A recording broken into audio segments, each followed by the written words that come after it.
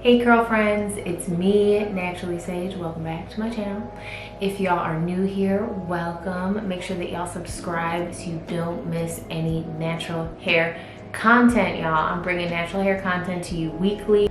I don't have a specific schedule yet because I'm not that kind of person, so make sure you turn on those notifications if you want to know when I post.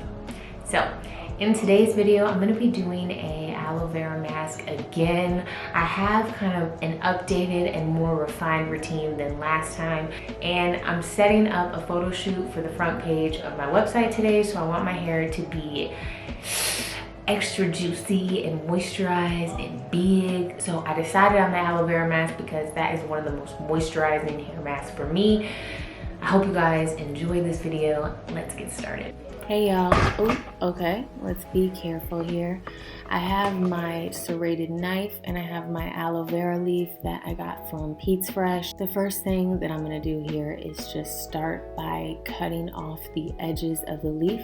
So we're gonna start with this top portion here, and then I'm gonna move on to the sides and the bottom. Don't let the fact that the outside of this leaf is brown fool you. I almost threw this leaf away because I thought it was going bad, but once I cut into it, I realized that it was just fine. The two things I look for when I'm assessing whether or not the aloe vera leaf is good is the firmness of the leaf and then the look of the actual gel. When you cut the leaf open, you want to see a nice and clear gel just like this. If the gel looks yellow or brown in any way, just toss it. That means it's probably not good anymore. The next thing that I'm going to do here is just start cutting the leaf into smaller pieces. We're going to basically skin the leaf so we can extract the gel from the inside. So it's going to be easiest to work in smaller sections.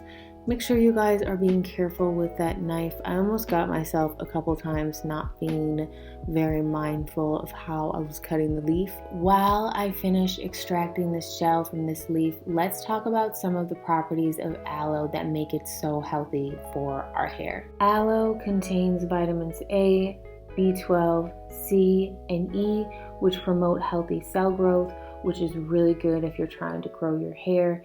It also contains minerals such as copper and zinc, which are also very important for hair growth. Now, I want you guys to know something. Even though aloe contains all these amazing vitamins, minerals, essential amino acids, and fatty acids that promote healthy hair and promote healthy hair growth, there is no scientific data to definitively suggest that aloe vera makes your hair grow faster. So if you guys see other videos about aloe vera making your hair grow faster, just know that it isn't true.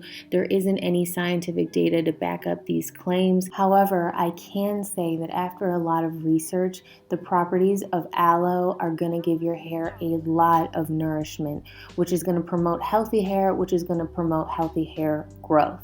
And because of its healing properties, it's going to add shine, smooth your hair, which is going to help detangle and help reduce breakage, which are all things that we want when you're in the healthy hair game.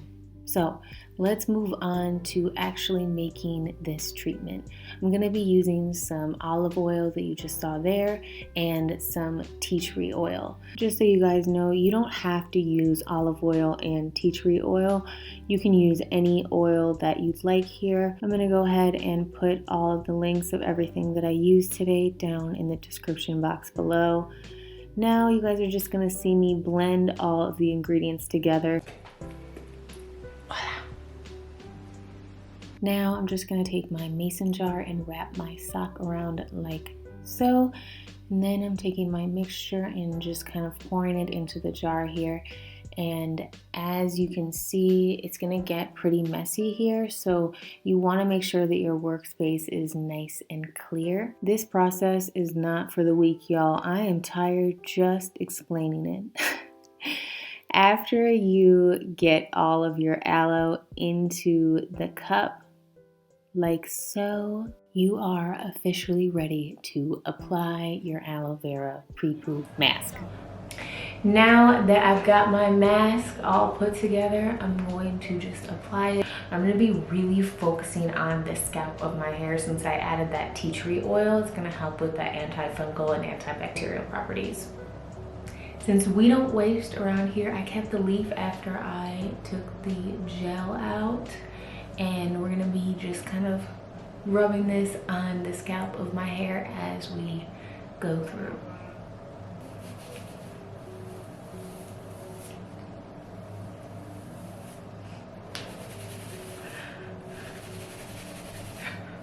Oh goodness. So this is our before.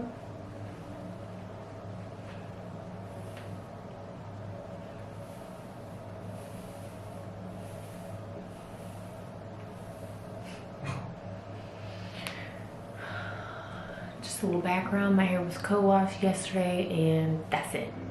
So that's why I'm a little dry. I didn't do any leave-in after that. Just kind of let my stuff dry, and this is where we're at.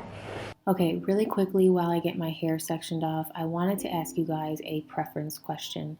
I'm wondering if you guys like the format of my videos as of late, where you get to see the entire process and I kind of explain everything through, or if you guys are more interested in a shorter video where I just kind of get straight to the point. Let me know down in the comments below. Now we're using our leftover aloe leaves, like I said, just making sure that I'm really focusing on that scalp and kind of massaging as I'm going through. I noticed that while my hair looked moisturized while I was applying the product, in the hours after that, my hair didn't hold the moisture very much. So because aloe is so nourishing but not as moisturizing as I originally thought, I think that it's going to make the perfect pre-poo for my wash day. And as you can see, as I'm applying this to my hair, you can see a small layer of residue. And that's another reason why I think this is the perfect pre-poo, because after I did the aloe vera mask, I definitely wanted to clarify my hair to make sure that there wasn't any residue left. And I knew that I needed to moisturize my hair because on its own, the aloe wasn't moisturizing enough. Okay, y'all, the thing I want you guys to know about this aloe treatment is it's gonna work differently for different people. You've really got to study your own hair so you can best incorporate it into your natural hair care routine, and you can decide what your hair needs before and or after the treatment. I say that because people present aloe in such a way that it can be used before and after so many different steps, and it can be really confusing. And really all you have to do is just listen to your hair. And as you can see, I twisted up my hair. I ended up with about 8 plaits. I'm gonna go ahead and put on a silk scarf later, and I end up sitting with this in my hair for about 3 hours. Okay, y'all, just ignore this background situation and the fact that I'm in this dress. I was shooting for the front page of my website, and I was just kind of playing around with outfits and backdrops and whatnot. And I'm sorry, but I didn't like what I was talking about, so I decided to do a voiceover instead. But this is kind of what my hair looks like when I took the twist down. You can see I have a little bit of residue still built up on my hair there, but I'm gonna go ahead and co-wash my hair after this video is over, and then deep condition, and then do a leave-in conditioner and all that good stuff. I hope you guys enjoyed this video. I hope you guys learned something new. As always, if you have any questions, go ahead and leave them down in the comments below. And I'm also going to be putting everything that I use in the description box. Thanks for watching, guys. I'm Naturally Sage.